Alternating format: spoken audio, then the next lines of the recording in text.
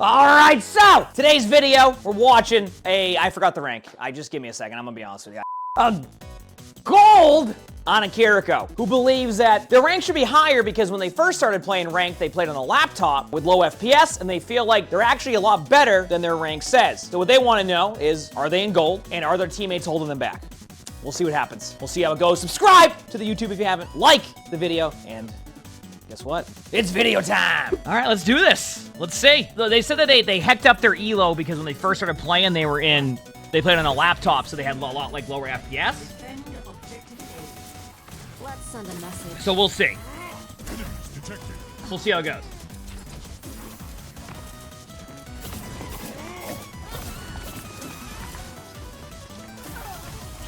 Let me balance you out.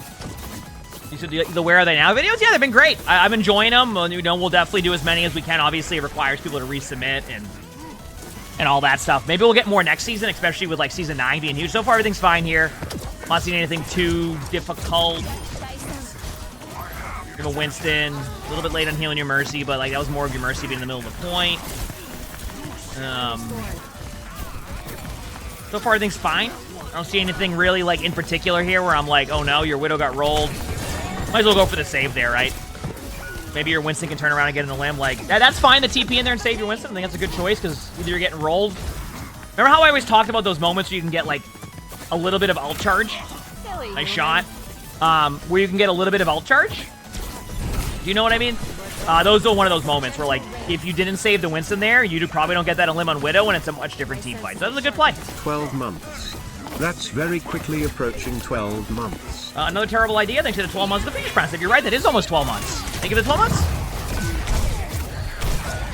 months? That's an interesting one. It's moments like that where you need to recognize that if a Ramatra is running in front of your face, there's only two things you can do there. It's either immediately cleanse yourself to prevent them from doing anything right away, or just TP into your team and commit to the backline. In those type of situations, you just need to make one of those plays. Like, you just didn't make either. That's pretty much what you have to do. Make a decision on there. Whether it's the correct one when you go into your Winston or you stay there, it's better than doing absolutely nothing. And you decided to go with absolutely nothing. Kind of how, you know how, like, you know how you, like, made that quick decision to go to your Winston? You needed to do the same thing. Also, I know you like to use your cleanses to, like, burst heal your teammates sometimes, but, like, I also want you to recognize that it's okay to just take a little bit of time to heal your teammates up rather than just burst healing your teammates. Do you know what I mean? Crampa, thanks for the gift of sub. Thank you. Appreciate it. I'm seeing you do that a lot. Oh, I didn't even... I was gonna say, where was the sim? Like, I saw the sim doing damage. I didn't realize they were just sitting up here. They're just sitting up here. Look at they just... I was wondering where they were at. They were just sitting there. That's it. They were just vibing. You can TP up there. But I just like how they haven't TP'd out. So one thing I want to point out, when you recognize that, this is where you want to Kitsune in. Because they don't have a sim there, so you're going to have a numbers advantage. All right. I need you to start looking for where the Ramatra is, by the way. You're making some good decisions, and you're making some 50-50 decisions that are probably not going to go in your favor. You got to be decisive with those plays. If you're not decisive, you're going to go back to spawn real quick. Real quick. Yeah, there's another spot that I was just showed recently that you can go to on, what was it? Nepal? And that was pretty good, too. Yeah, you have to be careful of, like, matching up against their Ramatra. If I have a Kiriko who walks in front of me, within, like, Nemesis form punch range and decides not to use their abilities, it's a free limb. It's a free limb.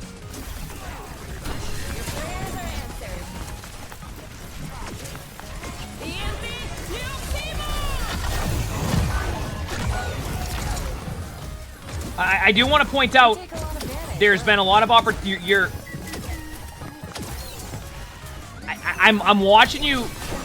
I was just gonna say, this is a perfect time to stop this. I'm watching you just use your Suzu to use your Suzu. It's okay in certain moments, but like you also need to recognize that that is such a team saving ability that if you're just using your like Suzu on like a Winston with 75% HP, it's like, wow, it's really cool to watch your HP go up, but it's okay to just be a little bit patient there and just heal them up rather than just force a cleanse. 2 months. Can you cleanse a Yariel? You can cleanse a Yariel. You can eat a Yariel. You can block it with a shield. There's a lot that you can do to counterplay it. And like, that's where like, I'm watching you already. And you mentioned like, oh, I need to get out of this rank as my teammates. Like, I'm gonna be real with you. Suzu is such an important ability in Overwatch, and it can like make or break team fights if used correctly. Most of the time now, the one good usage I saw that was like a guaranteed good usage was on the Winston at the beginning of the game, and since then you just use it to burst tail a bunch of people. I think that's what you're doing. And like it's okay in certain moments, but you're doing it when it's like 5v5 and your teammates are fine. So, I want to give you an example. You see what your Winston just did where they were playing really aggressive? Remember that random Suzu you threw earlier? If your Winston didn't have ult, you would have teleported into the Winston and gotten rolled and not been able to save them. And that's the situation we would have been able to save them. I'm not going to argue with that, Suzu. Your Bastion has decided that they're going to stay in the middle of the open. I'm okay with that one. Now I would just literally Kitsune. Yep.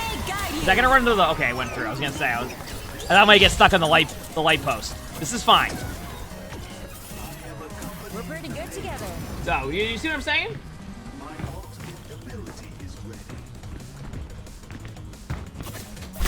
That's a Reaper. A new dawn for you. Yeah, it's like, for the most part, I think you'll be able to climb. But I really think that if you use your Suzus like that, you might find yourself taking a while to get there because you're just like I said, you're using it almost as like that. Like what? Like listen.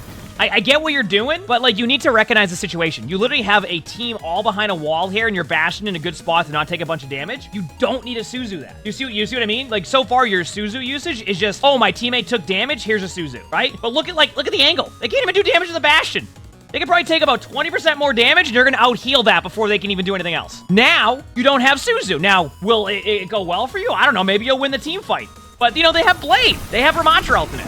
You have a Winston right there, like, okay, you have Zen ult, which is good at least.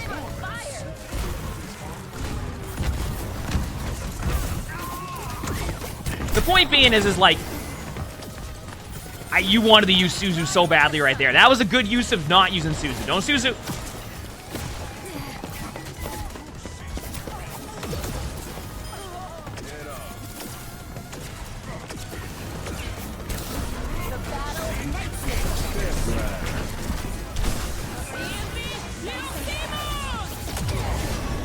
Good Suzu-ish. Probably could have went a little bit forward with it, but remember, it has splash damage, so.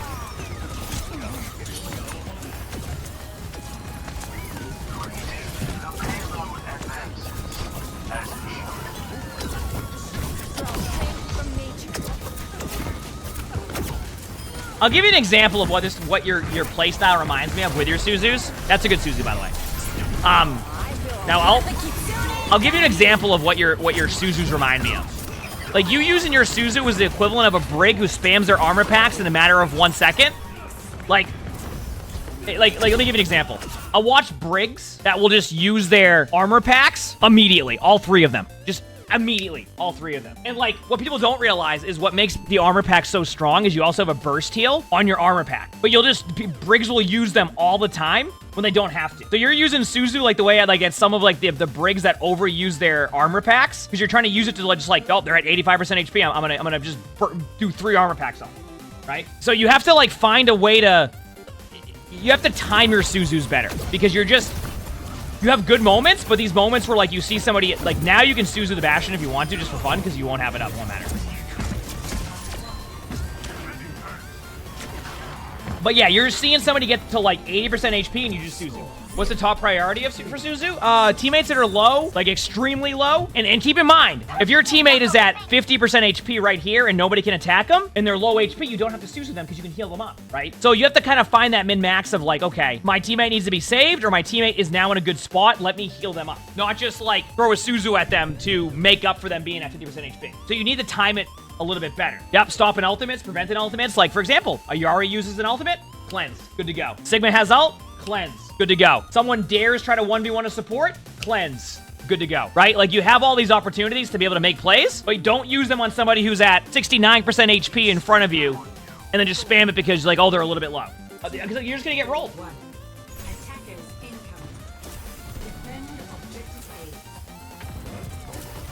What rank is this? Gold.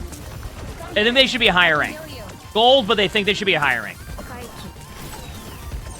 Yeah, your Zen will have the... That's okay. That's an okay Suzu. That was The example of why that was a good Suzu, by the way, is because they were out of position right here, and they had angles, right? This is a little bit different. Two of your teammates are getting low, you Suzu them out because they took a lot of damage, right? That's an example of a good Suzu because there's follow-up that can happen. Now, if your teammates are hiding right here and nobody was going to really, like, heck with them, then you're probably fine, right? Do you see the difference there? Don't be afraid to go to your Zen, by the way, and TP up there if you need to.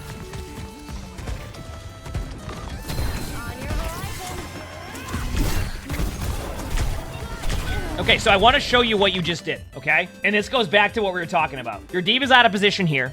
You spent so much time focusing on... This is what you did, and this is why I said don't be afraid to go up to your Zenyatta. Your Zenyatta's high ground top left. Out of position, absolutely. But if you go up here and you heal your Zenyatta and you dominate whoever's up here, remember where the D.Va was? You now have an angle on that D.Va, but you didn't make a decisive decision. So you decided to swift step into the middle of their team. You didn't even have Suzu up yet because you had used it prior and then got rolled. Right? Do you see what I'm saying? Like, your Suzu usages are so just kind of all over the place that, like, it just, you're not making decisive decisions, so you're just losing a team fight because of it. And I'm not saying that your Zenyatta's in a good spot there, but if your Zenyatta's staying alive that long, you can teleport up there and now you have an angle. And now your Zen's alive. And now they, like, the threat of that, don't even... I mean, you got out of there, but, like, you don't, that's not even, that's just... Like, you're lucky you got out of there. Look at it that way. Under my protection. Run. Just run. Just run. Just run. Just run. Just run. Save. Okay, so just to give you an idea here, only save your, save your Suzu if they get pulled by the queen. Wait for now. Something's 100% confusion. Thank you. Well, yeah, I mean, exactly. It's a long cooldown. It's like if you just spam lamp as BAP, right?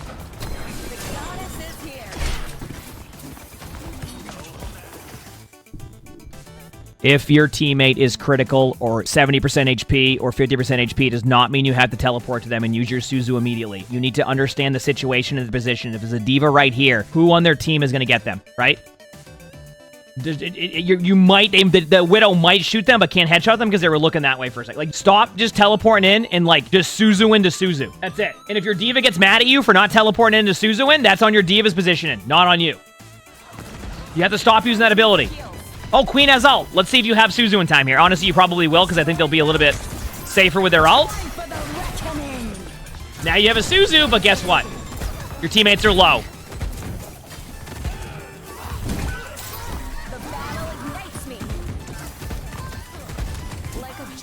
Do you see these, like, timings that you're having? That queen ends up surviving, right? If you have a great Suzu there, that queen falls over, goes back to spawn. Are you seeing this now? So you said, like, you're worried about, like, your teammates. Like, you're not worried about your teammates, but you said, are your teammates holding you back? No. No. Don't get me wrong. If that D.Va flies in, and, like, your decisive decision-making is to, like, not go in there and not spam Suzu, then, yeah, you could be like, okay, my D.Va keeps flying into their team. I don't know why, right? And that can be a fair assessment. And I will say, the D.Va is playing really aggro. But you don't need to sit there and teleport into your D.Va and just spam a Suzu. Because now you're seeing what happens when you use Suzu, right?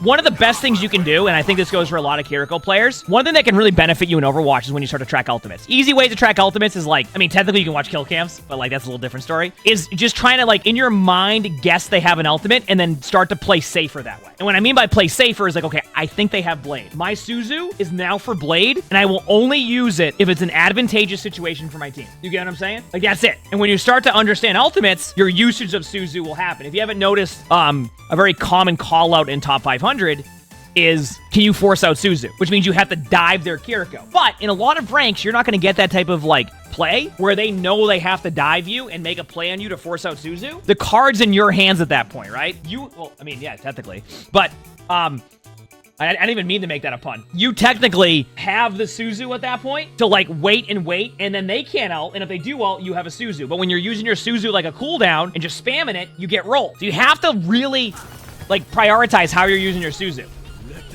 right? If your D.Va decides to fly in and feed over and over again, that's on your D.Va, okay?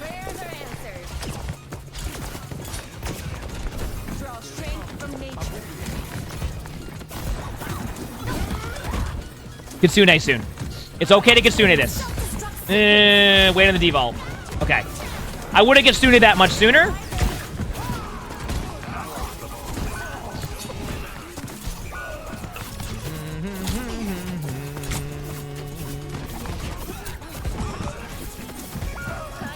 Do not use an ult here. You're too close. Do not Suzu yet. Do not Suzu. Do not Suzu. Please. I know you're gonna try and save him here. Just wait. You should probably get Kitsune by now too. Good job saving it. Let the Kitsune guide you.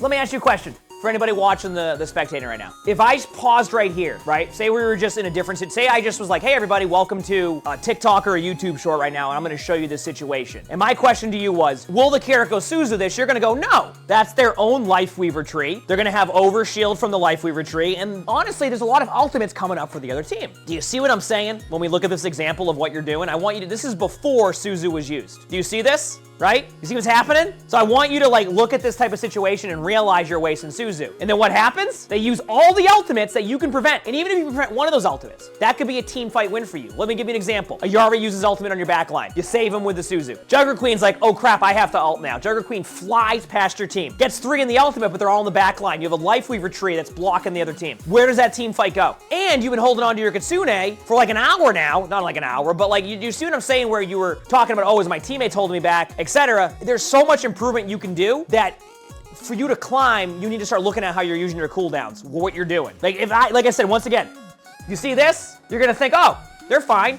Nope, Suzu right after this. Suzu right after this. Now watch the Suzu. 241 HP overshield. Now they use a Yari ultimate, now Queen ults, right? Now you can't save any of these ultimates. And by the way, the Queen did go into your backline. But guess what? You already lost a teammate to the other ultimate, and by the time you have your next Suzu, team fight's already over. You see what I'm talking about?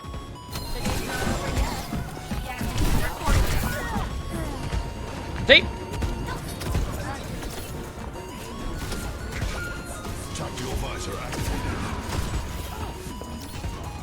Yep.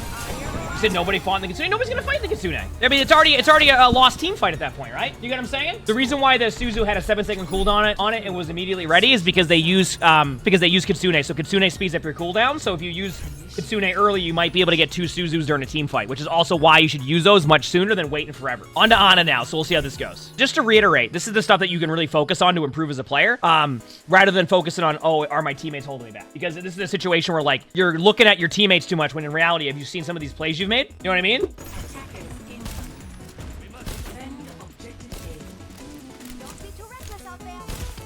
Here we go.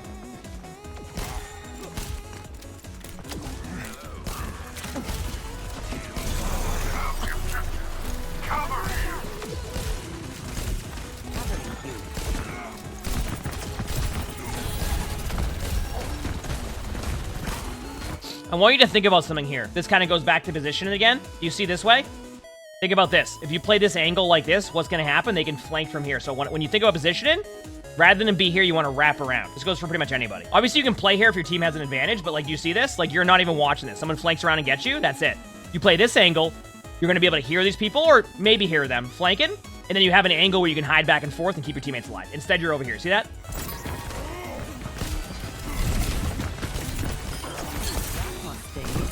Keep in mind, it's not whether about they get flanked or not there. It's more about, like, the idea if they get flanked. Keep up the right? good work. If they don't end up getting flanked, I mean, they do end up getting flanked, but that was, like, you just need to make the position a bit more difficult for the other team to get value. You know what I'm saying? And I think that's a huge difference in how you can adjust your playstyle. I really feel like there's a lot you can focus on and work on right now.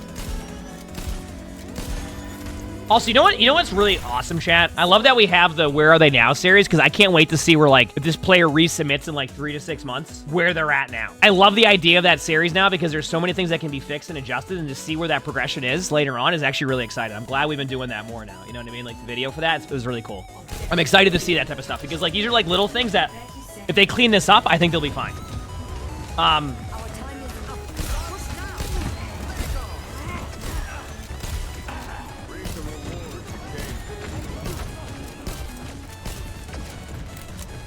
Alright, here we go.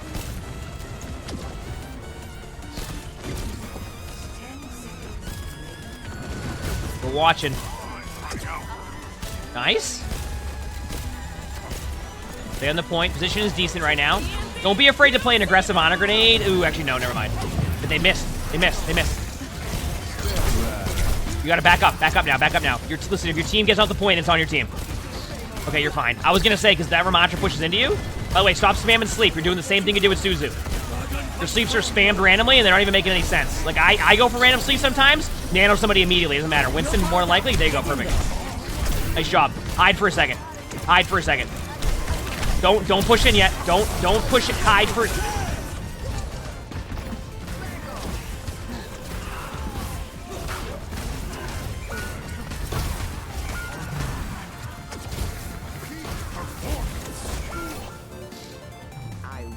You're doing the same thing on Ana. At that point, you need to either force the Ramattra to chase you into a room and get out of position massively, or you need to just, like, not do what you just did, which is the same thing we were saying to do. That just is, like, not ideal. All right, let's go again. Your cooldown usage is the same thing. You're spamming your cooldowns. You're not thinking about what your cooldowns can do for a team fight. You're just using them to use them and hoping for the best. How do you know when not to sleep and when to sleep, though? I mean, like, that's also asking a very, like, situational question, but, like, to give you an idea, watching an Ana throw a sleep randomly at like, a wall, if you're gonna get value from your sleep, there needs to be, like, a reason behind it on where you're going for it. And, like, they were just randomly shooting their sleep. You said hindsight on that one is a powerful tool. So the play that, actually, that's a positioning thing, so that wouldn't even really be, like, a hindsight situation. That would be good positioning, because we had mentioned it earlier to get off the cart and play a little bit further back while they're doing that, because they didn't have to stack the cart. You see what I'm saying? So it's not even a hindsight. That's, like, if they had the good position in there, they would have been a much better spot to survive against the Ramattra. Yes, playing aggressive with your sleep is fine. Randomly throwing your sleep at a wall is not as ideal. And you're not going to hit every sleep. I mean, you'll watch me play on, I'll miss 80% of my sleep sometimes. But there's a reason behind it, a lot of it. It's at least trying to get a sleep in front. You're just throwing it randomly, hoping somebody walks into it.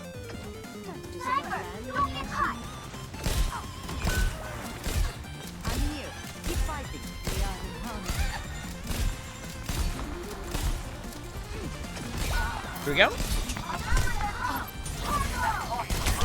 Team just got rolled. Yeah, you can't do much about that. That was just that right there was difficult. Your team got rolled. What rank is this? Gold. That right there was like your team went in, fed early, and you couldn't really do anything about it. Nothing you could do about that one. That's just like that's one of those things where it's like there's not much you could have changed with that team fight outside of maybe going up like here and trying to hold this part of the map, which is actually a pretty good spot sometimes, but that is more of like the hindsight of that one, because you can't predict your teammates are going to do that. You know. That's what I'm saying, and that's the situation where like I look at that and I go, yeah, I couldn't do anything about that one.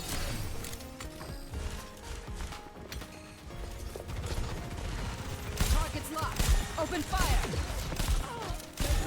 Good job taking this angle without peeking main. You're doing a good job of this so far. I want you to keep that for now.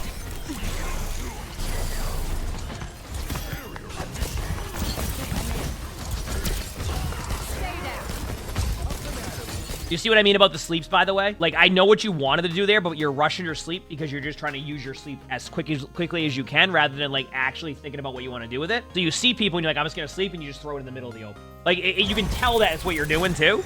That's why I'm saying, like, your cooldown usage right now is going to be one of your biggest issues. And this has been both on Ana and Kiriko. Like, this is two roles heroes we've now seen you play where you've made the same, basically, mistake.